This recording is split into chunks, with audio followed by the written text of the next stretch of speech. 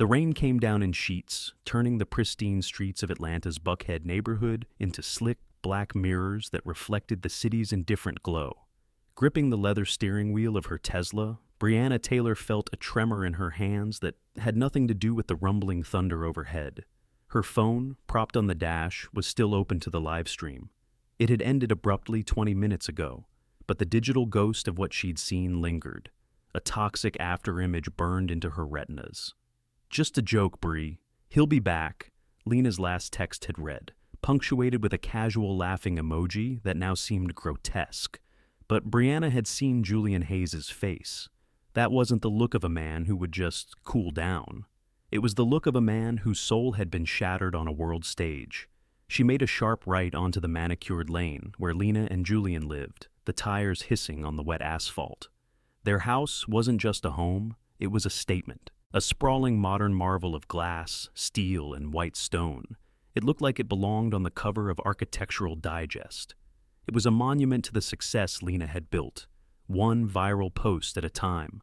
Tonight, however, the warm lights that usually spilled from its floor-to-ceiling windows seemed cold and menacing. A single porch light cast long, distorted shadows that danced like specters in the wind. Brianna's heart hammered against her ribs, a frantic drumbeat against the steady rhythm of the rain. Something was wrong. The massive oak front door, usually secured by a state-of-the-art smart lock, was slightly ajar. A sliver of darkness beckoned from within. She killed the engine, the sudden silence amplifying the storm outside. For a moment, she just sat there, phone in hand, debating whether to call the police. But what would she say? That her friend made a tasteless joke online and now her husband was mad. They'd laugh her off the line. Lena would be furious with her for overreacting. Taking a deep, shaky breath, Brianna pushed her car door open and sprinted through the deluge, the cold rain instantly soaking her hair and jacket. "Lena," she called out as she pushed the heavy door inward. Her voice was swallowed by the cavernous two-story foyer. The air inside was still and strangely cold. The house was dead quiet, a stark contrast to the vibrant, music-filled space she was used to. To her left, the living room, Lena's primary filming location, was dimly lit by a single designer lamp. The tripod for her phone still stood like a silent, three-legged witness in the center of the room. "Lena, you in here? Julian?" Silence. A chilling, absolute silence that felt heavier than the storm. Brianna crept forward, her sneakers squeaking softly on the polished marble floors. The room was immaculate, as always. Abstract art adorned the walls, and the custom-made white sofa looked pristine, except for a wine glass tipped over on the rug beside it, a dark crimson stain blooming on the plush fibers. It looked like spilled wine. It had to be spilled wine. Then she saw it. Past the sofa, partially obscured by a chrome coffee table, was a shoe. A single jewel-encrusted Jimmy Choo heel, identical to the one Lena had been showing off on her stream earlier. Brianna's breath hitched. She took another cautious step around the couch, her eyes struggling to adjust to the dim light. And then the world fell away. It wasn't just a shoe. It was Lena. She was sprawled on the floor, her beautiful custom-made gown twisted around her body, its vibrant color lost in the encroaching darkness of a much larger, much deeper stain. The white rug was no longer white. It was a canvas of horrific, viscous red. Her eyes, usually so full of life and mischief, were wide and vacant, staring up at the vaulted ceiling as if seeing something no one else could. Her throat. Brianna couldn't process what she was seeing. It was a mangled ruin. A guttural sound escaped Brianna's lips, a noise she didn't recognize as her own. It started as a strangled gasp and tore its way out as a full-throated, blood-curdling scream that momentarily overpowered the sound of the storm. Her legs gave out, and she collapsed onto the cold marble, her mind reeling, trying to reject the nightmare laid out before her. In the dim light of the designer lamp, the puddle of blood on the stark white carpet seemed to expand, a living, breathing monster, consuming everything in its path. And lying just inches from Lena's lifeless hand, its metallic surface catching the faint light, was a long, slender kitchen knife. 3 hours earlier, the atmosphere in that same room was electric. Bathed in the flattering glow of a ring light, Lena Jones was in her element. Her laugh, a practiced musical thing, echoed as she read comments aloud from her phone, which was perched expertly on its tripod. With over 500,000 followers, her Lena Live sessions were an event, a masterclass in monetizing charisma. Dressed in a glittering gown that cost more than most people's rent, she held a large glass of Cabernet, her movements fluid and confident. She was a queen on her digital throne. "Y'all, the gala was insane," she said, her voice a little slurry, a little louder than usual. "I'm telling you, half of Atlanta's elite were there, and the tea was scalding." Her audience exploded with emojis and questions. They adored her candor, her willingness to name names and dish on the city's high society. It was her brand, exclusive, unapologetic, and just a little bit reckless. This blend of glamour and gossip had made her a star, and she was addicted to the glow. The sound of the front door opening and closing barely registered over the flood of notifications. Julian Hayes walked into the living room, loosening his tie. He looked exhausted. While Lena curated a life of champagne and couture, Julian spent his days in the trenches, running a non-profit that provided financial literacy programs to underserved communities. He was a respected figure, known for his quiet dignity and unwavering commitment. He loved Lena, but he was growing to despise the circus her career had become. "Hey, baby," Lena purred, swiveling to face him. Her eyes lit up with a new idea. "Look, everyone, the hubby's home. Come say hi to the lunatics, Julian." He froze in the doorway, his silhouette framed against the hall light.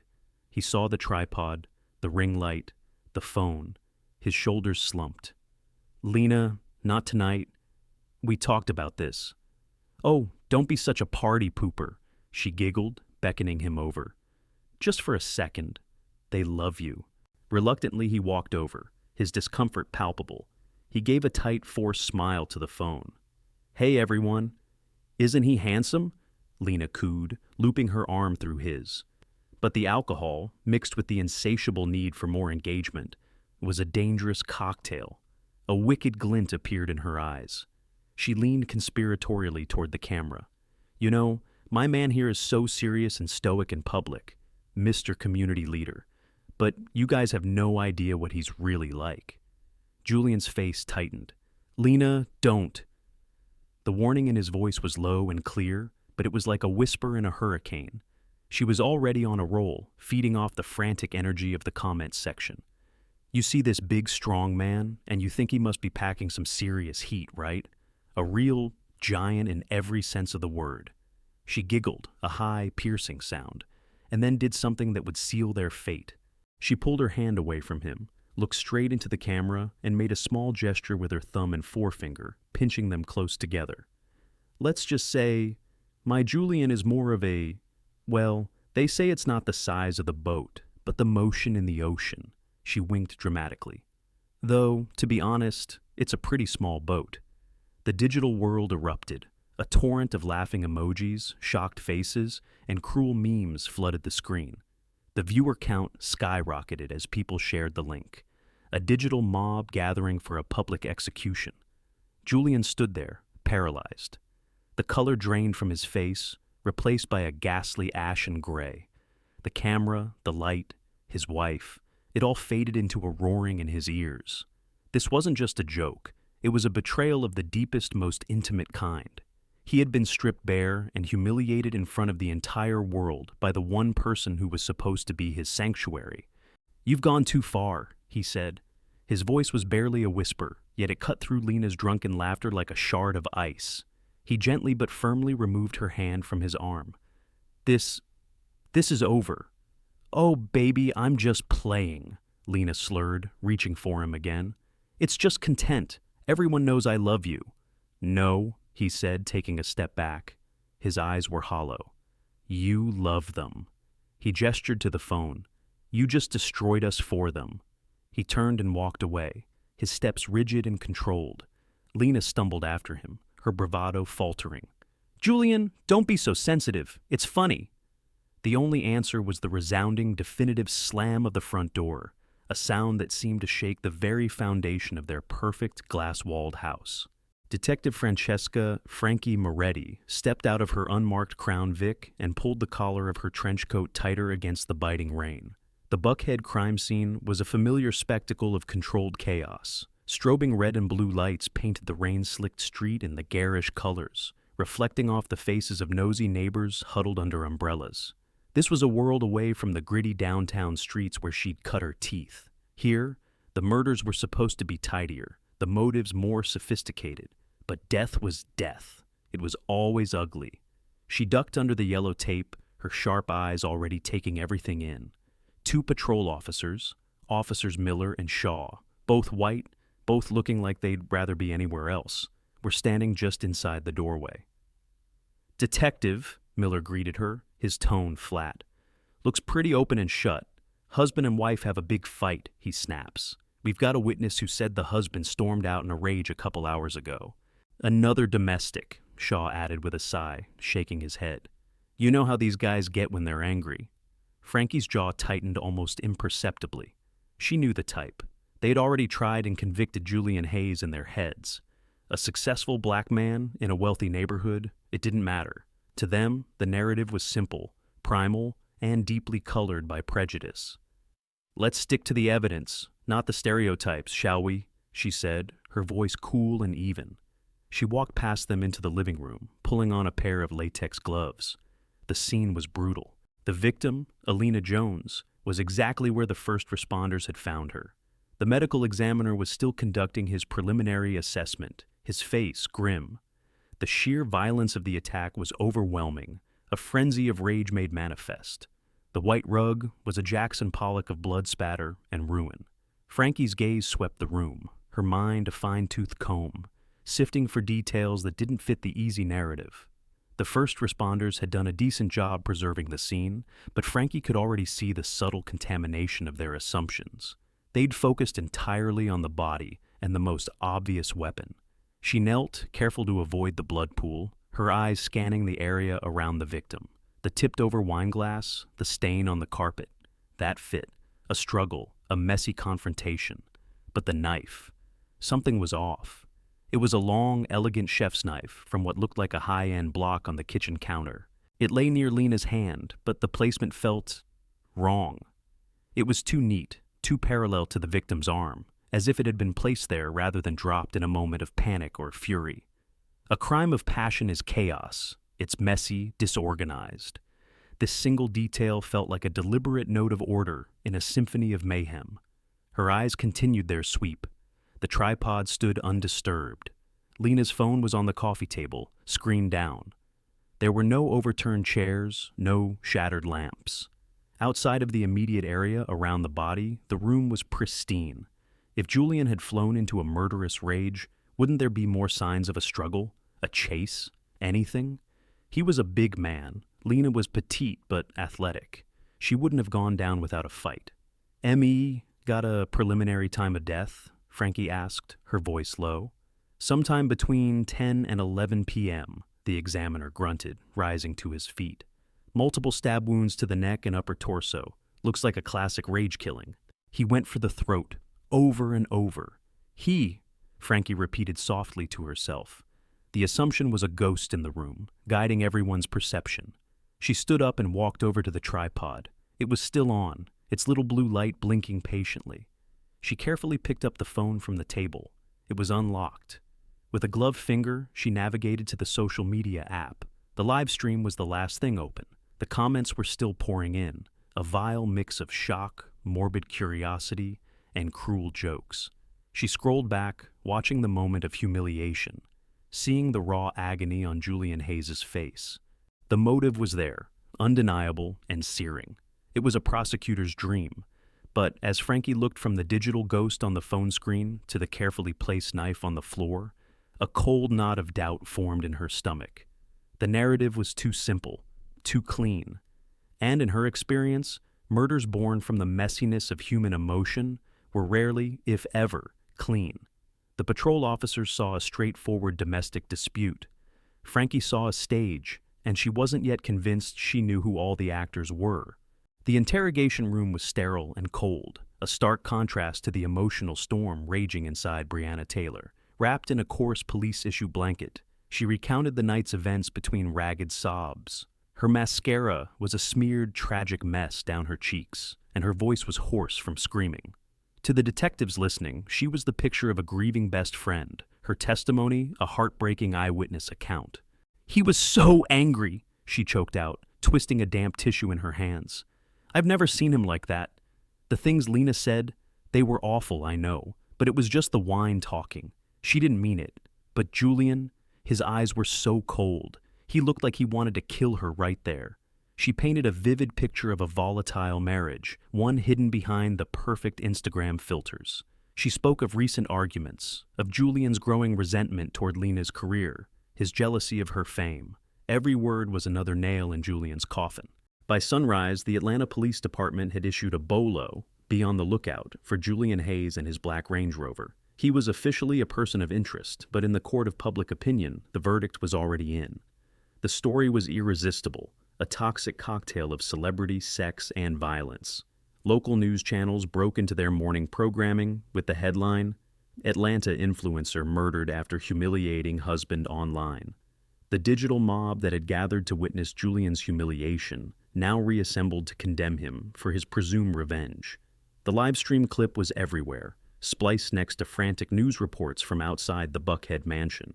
His face, contorted in shame and rage, became the face of a killer.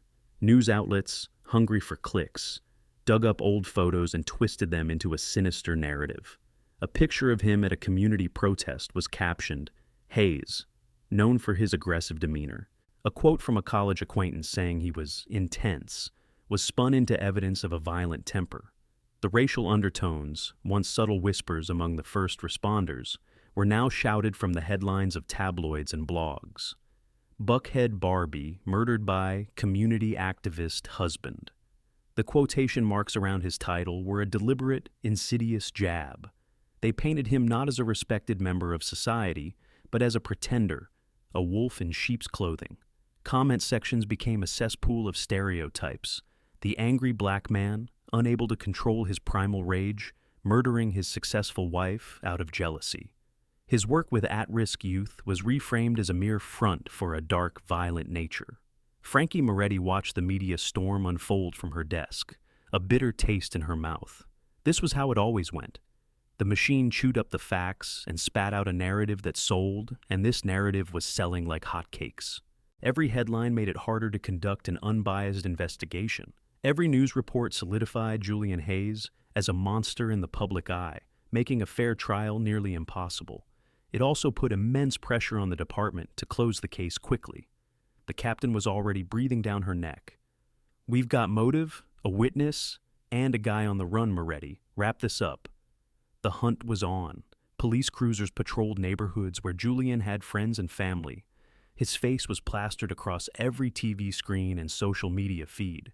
He was no longer Julian Hayes, the man who dedicated his life to helping others. He was a fugitive, the villain in a sordid true crime drama playing out in real time. His phone went straight to voicemail, and his credit cards were inactive. To the police and the public, this silence was an admission of guilt. He was running. He was hiding. What else could it mean? From the outside, the case was a straight line from public humiliation to brutal revenge. The world saw a clear motive, a grieving witness, and a husband who had vanished into the night. They saw a monster on the loose. But Frankie, staring at the crime scene photos pinned to her board, still saw that neatly placed knife. It was a small, discordant note in a chorus of condemnation, a detail that kept her from joining the choir. The whole world was hunting for a fugitive, but Frankie couldn't shake the feeling they might be hunting the wrong man. While the city of Atlanta hunted for a monster, Julian Hayes was huddled on a worn leather couch in a small bungalow in the Grant Park neighborhood, feeling less like a man and more like a ghost. He wasn't running. He was unraveling. The house belonged to his best friend, David Chen, a high school history teacher and the calmest person Julian knew. After the catastrophic live stream, Julian had driven aimlessly for an hour, the hateful comments and laughing emojis burning in his mind, before ending up on David's doorstep, broken. He hadn't even known Lena was dead. His world had already ended hours before hers did. He'd turned his phone off, unable to bear the relentless pinging of notifications, messages from friends, family, and strangers, all reacting to his public castration. He and David had stayed up late, talking, with David trying to offer rational advice about lawyers and public statements, while Julian just stared into a glass of whiskey, feeling the foundation of his life crumble into dust. He woke up on the couch to the sound of David's urgent voice. "Julian! Julian! Wake up, man. You need to see this." David was holding his tablet, his face pale. On the screen was a news alert with a picture of his and Lena's house, swarming with police cars. The headline was a punch to the gut. Influencer Lena Jones found dead, husband Julian Hayes sought for questioning. The words didn't compute. Dead? What do you mean, dead? Julian sat bolt upright, the whiskey-fueled haze evaporating in a rush of the cold dread. He snatched the tablet. The article was sparse on details, but heavy on implication. Found by a friend. Signs of a violent struggle. Husband fled the scene after a public heated argument. His argument. The argument the entire world had witnessed. "No," he whispered, shaking his head. "No, no, no." The air left his lungs. Lena was gone. The shock was a physical blow, but it was immediately followed by a wave of pure, cold terror. They thought he did it. Of course, they thought he did it. He'd walked out of that house boiling with a rage so profound he could barely see straight. He had motive scrawled across his forehead for the whole world to see. "We have to call them, Julian," David said, his voice steady despite the panic in his eyes. "We have to tell them you were here all night." Julian's mind raced, a chaotic whirlwind of grief and fear. Call the police? The same institution he'd protested against? The same system he knew was riddled with the very biases now being used to crucify him in the media. He thought of all the young men he'd mentored, all the stories he'd heard of wrongful arrests and coerced confessions. He was a black man accused of killing his wife after a public fight. He wasn't just a suspect, he was a stereotype made flesh. In their eyes, he was already guilty. His phone, which he'd finally turned back on, was buzzing incessantly. He saw a call from a number he didn't recognize, then another. It was the police. He stared at the screen, his thumb hovering over the green icon. "Don't answer it," he said, his voice raspy. "Not yet. I need a lawyer. I need to think." "Think about what?" David pressed. "The truth is the truth. You were here. I'm your alibi." "An alibi they won't believe," Julian shot back, his voice cracking. "It's my word against a viral video of me looking like a killer, my best friend's word against my wife's best friend, who probably told them I was a monster. Who do you think they're going to believe, David?" His fear wasn't born of guilt, but of a lifetime of experience. He knew how this story was supposed to end for someone who looked like him. His hesitation was a fatal mistake. For every minute he delayed, the narrative of the guilty husband on the run became more deeply entrenched. He wasn't plotting his defense. He was paralyzed by the terrifying realization that his innocence might not matter. He was trapped in a nightmare where the court of public opinion had already sentenced him, and he feared the actual courts would simply follow suit. While the city searched for a man they believed was hiding, Julian Hayes was simply a man cornered by grief and a justice system he had no reason to trust. The moment the APD kicked in David Chen's front door, any hope Julian had of controlling the narrative evaporated. He was hauled out in handcuffs, the shame of the perp walk, cameras flashing, neighbors staring, a fresh layer of humiliation on an already gaping wound. At the station, he was processed and placed in a cold, gray interrogation room that smelled of stale coffee and desperation. He'd asked for a lawyer, but he knew he had to talk, to set the record straight. When Detective Frankie Moretti walked in, she wasn't what he expected. She was calm, her expression unreadable. She didn't treat him like a monster. She simply opened a folder and began to ask questions. Julian, summoning every ounce of the composure that had defined his public life, told her the truth. "I was angry. More than angry, I was destroyed," he admitted, his voice low and steady. "What she did, it was a breaking point. I left. I drove to my friend David Chen's house. I was there all night. I never went back." He looked her directly in the eye, willing her to see the honesty there. "I was furious with my wife, Detective, but I loved her. I would never, ever have hurt her." Frankie listened, making meticulous notes. She questioned him about his marriage, about the pressures of Lena's fame, about their last conversation. His story was consistent, detailed, and delivered with the conviction of an innocent man. He gave her David's contact information and consented to a search of his car and clothes. He had nothing to hide. For a brief moment, a sliver of hope cut through his despair. She seemed to be listening. Maybe the truth was enough. Then, Frankie's demeanor shifted. She closed her folder and leaned forward slightly, her gaze sharp and penetrating. "Mr. Hayes, your friend David confirms your story. He says you were at his house from around 9 p.m. onwards and slept on his couch." Julian nodded, relief washing over him. "That's right, he saw me. The problem," Frankie continued, her voice dropping, "is that we have evidence that contradicts your statement. Evidence that places you back at your house at approximately 10:45 p.m., right in the middle of the ME's estimated time of death." Julian's blood ran cold. "What? That's impossible. I was at David's. It's a lie." Frankie turned a laptop around to face him. She pressed play. The video was grainy, shot from a high angle, time-stamped in the corner. It showed the front entrance of his house. The quality was poor, the lighting dim, but the image was clear enough. A tall man with Julian's build, wearing a dark suit identical to the one he'd worn that night, walked purposefully up the driveway, used a key to enter the front door, and disappeared inside. The figure was in the house for approximately 10 minutes before re-emerging and walking briskly away, out of the camera's frame. Julian stared at the screen, his mind refusing to process what his eyes were seeing. It looked like him. The walk, the posture, the clothes, it was all eerily familiar. It was impossible, and yet, there it was. Digital proof. "That's not me," he stammered, his voice trembling. "I don't understand. I was on David's couch. This has to be a mistake, some kind of trick." "This footage is from your next-door neighbor's security camera, Mr. Hayes," Frankie said, her voice devoid of emotion. "It shows you returning to the scene of the crime. It shows you had the opportunity, and it proves you lied to me." The walls of the small room seemed to close in on him. The sliver of hope he'd felt was extinguished, replaced by a suffocating darkness. How could this be? It was his face, his house, but it wasn't his actions. He was trapped in a frame so perfect, so complete, that even he was beginning to question his own reality. He looked from the screen to Frankie's impassive face and saw his fate reflected in her eyes.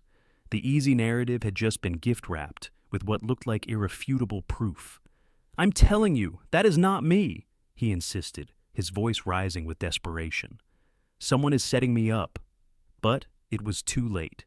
2 uniformed officers entered the room. Frankie stood up.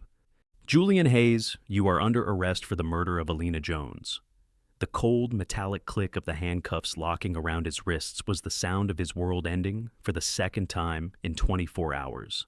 As they led him away, his pleas of innocence echoed in the sterile hallway, unheard by anyone who was willing to believe.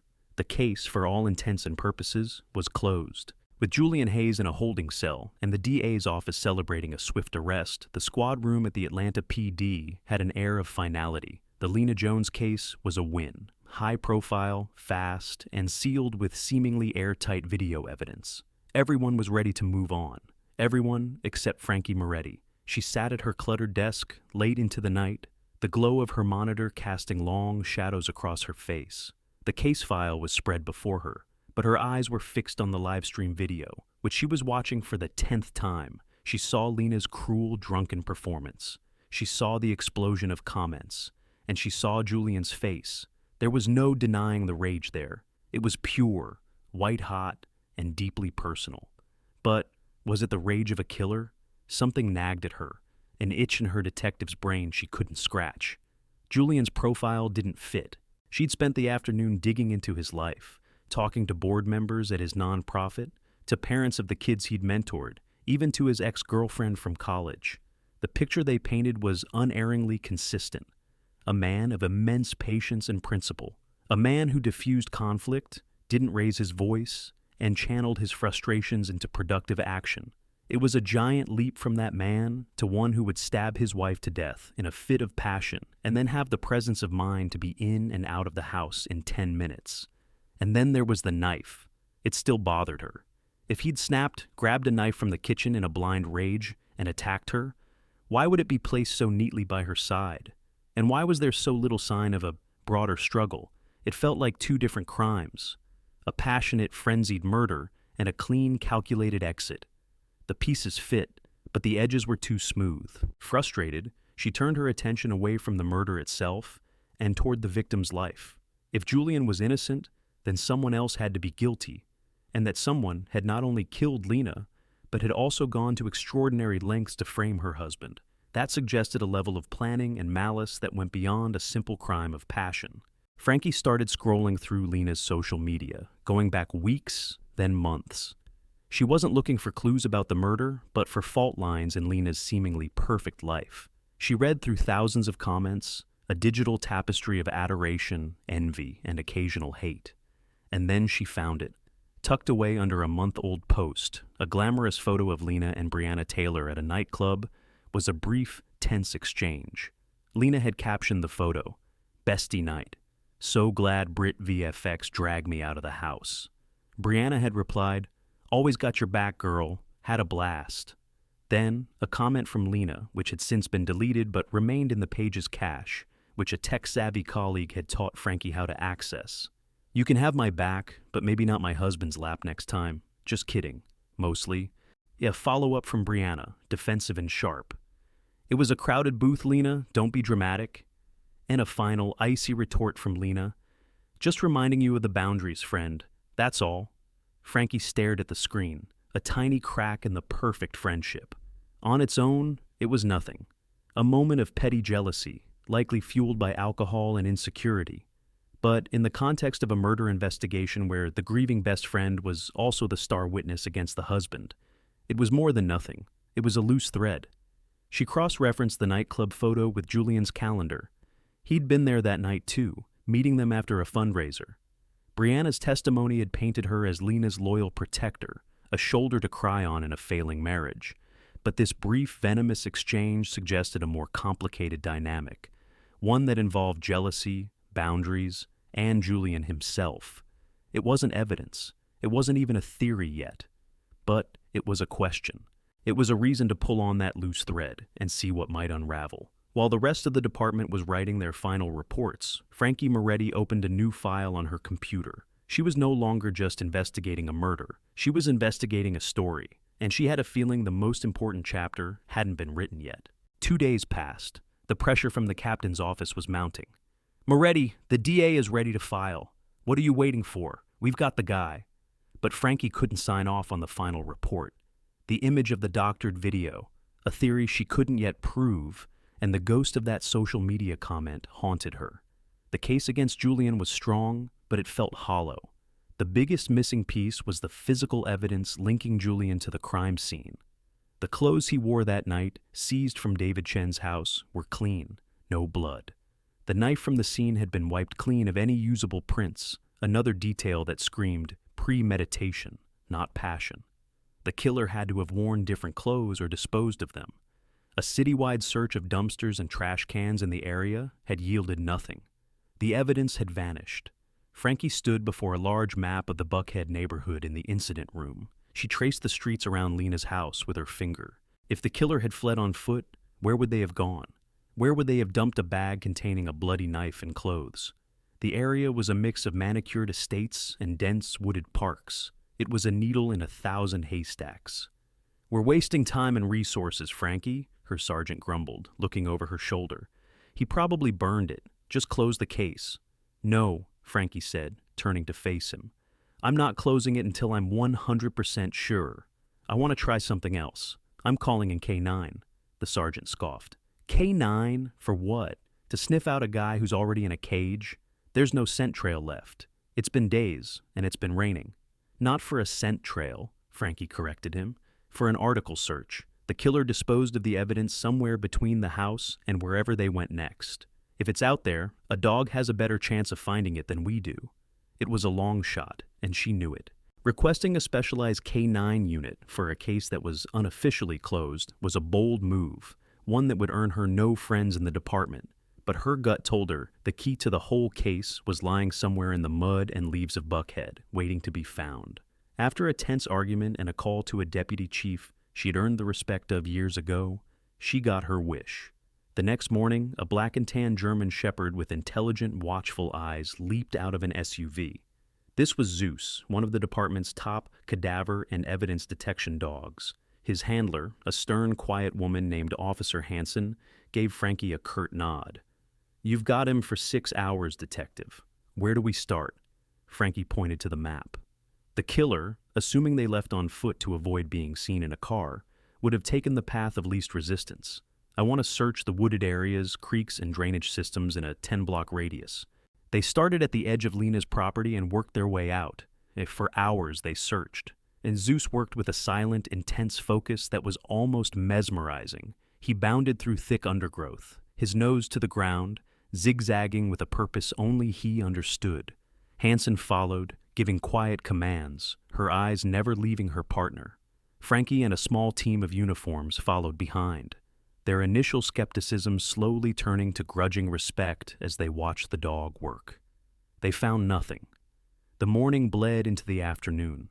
The search turned up old garbage, discarded clothing, and a dead raccoon, but not the evidence they were looking for. The uniforms were getting restless, and Frankie could feel her window of opportunity closing. The sergeant called her cell. "Anything, Moretti, or are you done playing with the dog?" "Not yet," she said, her voice tight with frustration. She looked at Zeus, who was now sniffing intently at the curb of the street, his tail giving a low, tentative wag. He was focused on a large, grated storm drain. "He's on something," Hansen said quietly. "He keeps coming back to it." The drain was clogged with leaves and street debris. It was a filthy, uninviting hole in the ground. 2 officers, grumbling under their breath, used a crowbar to pry the heavy iron grate open. The stench of stagnant water and decay wafted up. It seemed like another dead end.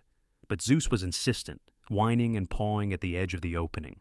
Hansen handed a high-powered flashlight to one of the officers. "Take a look. Deep inside."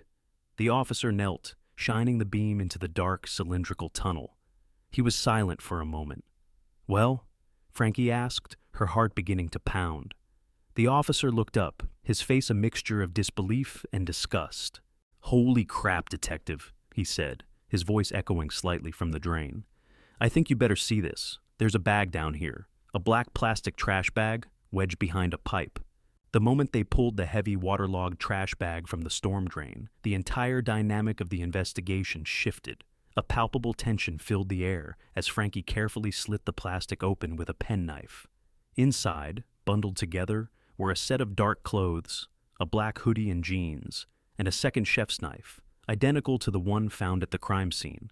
Everything was soaked and reeked of swampy water, but what was immediately visible on the fabric were large, dark stains that even the water hadn't fully washed away. It was the break Frankie had been praying for. "Get this to the lab, Stat," she commanded, her voice sharp with urgency. "I want a full workup. DNA, fibers, everything. And check the knife for prints, though I doubt we'll be that lucky."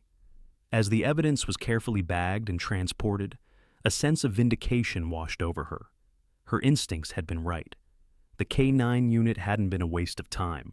It had just blown the case wide open. Just as she was getting into her car to head back to the precinct, her phone rang. It was the front desk. "Detective, a Mr. David Chen is here to see you. Says it's urgent. He has something for you." Frankie's brow furrowed. Julian's alibi. "Send him to my office. I'm on my way." 20 minutes later, David Chen sat across from her, his face a mixture of exhaustion and fierce determination. He placed a small external hard drive on her desk. "Detective, I know you think Julian is guilty. I know you have that video, but you're wrong, and I think I have the proof." Frankie leaned forward, intrigued. "What is it?" "I'm a bit of a tech nerd," David explained, his words coming in a rush, "and a little paranoid. I have a security camera in my living room, a Nest Cam. It's motion activated, but it also records continuously to the cloud. I installed it after a break-in a few years ago. I completely forgot about it until last night." Frankie felt a jolt of adrenaline. "Does it show the night of the murder?" "It shows everything," David said, pushing the hard drive forward. "I downloaded the entire stream, from the moment Julian arrived until the moment you guys kicked my door in. He never left, detective, not for a minute." Frankie plugged the drive into her laptop, her heart pounding.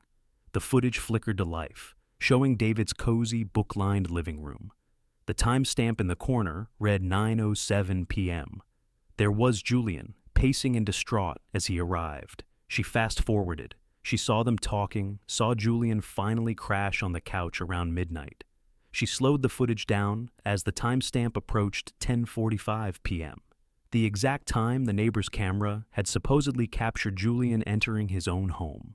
On David's camera, the image was crystal clear. Julian Hayes was fast asleep on the sofa, one arm dangling toward the floor. He didn't so much as twitch. He was unequivocally, irrefutably there. He could not have been in two places at once. "It's an airtight alibi," Frankie whispered, staring at the screen. The neighbor's video wasn't just misleading, it was a fabrication. A deliberate, malicious fake. The relief she felt for Julian was immediately replaced by a cold, chilling realization. Someone hadn't just murdered Lena Jones. They had meticulously and skillfully framed her husband, using a piece of evidence so technologically convincing that it had nearly sent an innocent man to prison for life. Her mind immediately flashed to the social media comments, to the tense exchange between Lena and Brianna, the loyal, grieving best friend, the one who had found the body, the one who had pointed the finger so firmly at Julian. And then another piece clicked into place. She remembered reading Brianna's professional bio online. Brianna Taylor, freelance digital artist and VFX specialist. The blood in Frankie's veins turned to ice. She now had two crucial pieces of a puzzle that had been deliberately scattered. Zeus had found the killer's discarded disguise. David had provided the evidence that exonerated the primary suspect. Both discoveries pointed away from a crime of simple passion and toward a conspiracy of shocking cruelty. And at the center of it, she suspected, was a woman no one had ever thought to look at twice. When Brianna Taylor arrived at the precinct for the third time, she carried an air of weary cooperation. She likely assumed Frankie needed her to clarify another minor detail for the open and shut case against Julian. She sat down in the same cold interrogation room, offering the detective a sad, tired smile. "Any news, detective? Has he confessed?" "On the contrary," Frankie began, her voice neutral as she slid a photograph across the table. It was a picture of the black hoodie and jeans pulled from the storm drain. "We found these a few blocks from Lena's house. The lab just sent back the preliminary DNA results from the sweat on the collar." She paused, watching Brianna's eyes. "It's a match. To you." Brianna's smile froze and then crumbled. A flicker of panic crossed her face before she masked it with confusion. "What? That's impossible. Those aren't my clothes. There must be a mistake." "There's no mistake," Frankie continued, her voice hardening. "We also have Julian Hayes' alibi, a video of him sound asleep at his friend's house at the exact moment he was supposedly entering his own." She slid the laptop across the table and played David's footage. Brianna stared at it, the color draining from her face. "But the neighbor's camera," she stammered. "Ah, the neighbor's camera," Frankie said, leaning in. "A very clever piece of work. It would take someone with considerable skill in video editing and visual effects to create such a convincing fake. Someone, say, like a freelance VFX specialist." Brianna started breathing heavily, her eyes darting around the room as if looking for an escape. "You're crazy. I would never. Lena was my best friend." "Was she?" Frankie countered, her voice sharp as glass. "We found your deleted comments on her social media, Brianna, the ones where she warned you to stay away from her husband. You weren't just her friend, were you? You were in love with Julian." "No, that's not true." Frankie ignored her protest. "We got a warrant for your laptop. My tech team is having a field day with it. They found the project files, Brianna, the layers, the masks, the source footage from an old video you must have lifted from the neighbor's cloud storage, which Lena gave you the password to. You took an old clip of Julian coming home and masterfully inserted it into the footage from the night of the murder. It's all there." Every word was a hammer blow, shattering Brianna's composure. The facade of the grieving friend disintegrated, revealing the frantic, cornered killer beneath. Her body began to tremble, and a low, keening sound escaped her lips. "He deserved better than her," she whispered, the words barely audible. The dam of her denial had broken, and the truth came flooding out in a torrent of rage and obsessive love. "You didn't see how she treated him. She belittled him, controlled him, laughed at his dreams. She was a parasite, draining the life out of a good man. And then, that live stream. Her eyes blazed with a righteous fury. She didn't just embarrass him, she emasculated him for sport, for a few pathetic likes from strangers. That was the last straw. I couldn't let her destroy him anymore. Frankie let her talk, her confession a chilling monologue of delusion and justification. Brianna recounted how she'd gone to the house, not to comfort Lena, but to confront her. The argument escalated, with Lena laughing in her face, threatening to release even more intimate and humiliating content about Julian. In that moment, Brianna snapped. "I saw the knife on the counter," she said, her voice eerily calm now. "She was cutting lemons for a drink. I just picked it up. I had to make her stop. I had to shut her up for Julian's sake." After the frenzied attack, her calculating mind took over. She cleaned the knife, changed out of her bloody clothes, and hatched the plan. She would be the one to discover the body, and she would provide the perfect, undeniable evidence to frame the man she claimed to love, not out of hate, but out of a twisted desire to free him. In her mind, once Lena was gone and Julian was exonerated after a brief prison stay, she never thought he'd be convicted, she delusionally claimed. They could finally be together. As officers came in to handcuff her, the full scope of her betrayal was laid bare. She hadn't just murdered her best friend. She had been willing to sacrifice the life and freedom of the man she was obsessed with to achieve her warped fantasy. The grieving friend was a monster, her tears a mask for a chilling and meticulously planned crime. The heavy door of the holding cell clanged open, and Julian Hayes looked up, his eyes dull with exhaustion and despair. Frankie Moretti stood in the doorway. "You're free to go, Mr. Hayes," she said quietly. "We have the real killer in custody." Julian slowly got to his feet, the words not quite registering. "Who?" "Brianna Taylor. She confessed to everything." The name hit Julian like a physical blow. He staggered back and sank onto the narrow bunk, his head in his hands. Brianna? Loyal, funny, ever-present Brianna? It was unthinkable. But why? He mumbled into his palms. "She was in love with you," Frankie explained gently. "It was an obsession. She saw Lena's live stream as the ultimate act of disrespect and decided to remove her from the equation. The video of you was fake to cover her tracks and, in her twisted logic, to eventually free you completely."